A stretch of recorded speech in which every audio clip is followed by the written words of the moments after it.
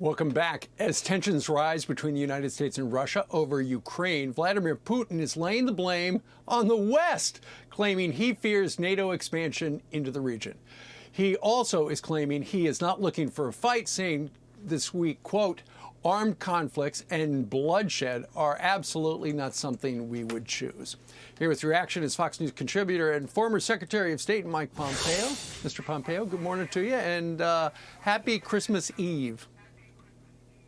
Thank you. Happy Christmas Eve to you, Steve. It's great to be with you this morning. What do you make of Mr. Putin saying, don't blame us, blame the West? He was also asked, will you guarantee you won't invade Ukraine? And he goes, no.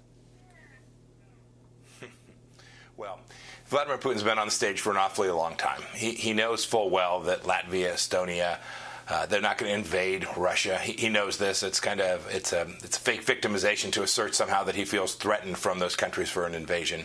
He's the one that's raised the tensions. That fault lies with him, but there's fault in the Biden administration too.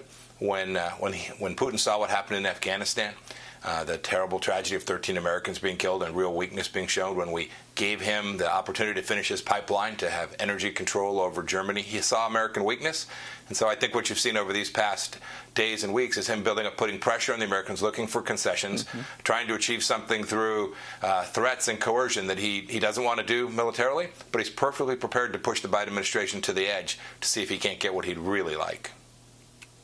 And you know, Mr. Secretary, when the President of the United States had a virtual summit with Mr. Putin a couple of weeks ago, he said, Joe Biden said, if you invade, there are going to be heavy economic sanctions. Is that big enough? And he said, for the most part, military hardware off the table. Is that enough of a big stick? Against the backdrop, Steve, we forget in just this year, it's been a long year. The first 11 months now of the Biden administration. We forget it was Russia that shut down a pipeline inside the United States, closing off gasoline to the United States for days. And President Biden said, don't do that again. Made what turned out to be a pretty idle threat. There were no real costs imposed that we're aware of. So I suspect Putin takes those threats with a grain of salt. It's going to take firm resolve, demonstrated resolve, not just words but deeds, and a preparedness and a demonstration of preparedness from the Biden administration to stop Putin from acting in this coercive way. Sure.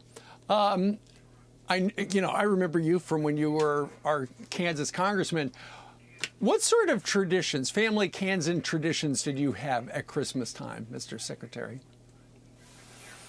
Steve, we had a couple. One of my favorites was that every year our family would gather together. We would make the secret Pompeo Mercer fudge recipe. It came from my mom's side of the family. It was her mother, Grace Mercer's recipe. I released it when I was CI director. We thought it'd be fun to take a secret recipe and release it when you were the CI director, and we make it every year. Mom was clearly in charge. Dad and I and my brother and sister were the labor, but it was always joyous. We would make fudge. We'd distribute it to people in the neighborhood and teachers and the like. Steve, the kinds of things families do together. Now my family, my wife Susan, my son Nick, and his fiancée Rachel will repeat that now this year. And it's a lot of fun just to gather around in the kitchen to talk and to work a little bit and to do a good turn for friends and people we love.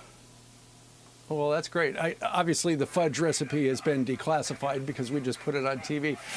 One of the Ducey family traditions is I would always tape the children running down the stairs, and I showed that a couple of days ago. The other thing we do every Christmas Eve, and we'll do it tonight, our town has a sing-along where everybody gathers and we sing actual Christmas carols.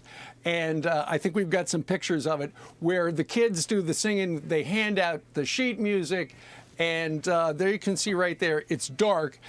Peter Ducey has got the flashlight. He is also the town's deepest voice. He's got the best baritone as they recreate 12 Days of Christmas. The Duceys were two turtle doves. Very nice. Anyway, and there we are with Santa. Lots of Mike Pompeo, fun, thank you very much. If I sang, I'd kill your ratings this morning, Steve. Oh, it's Christmas.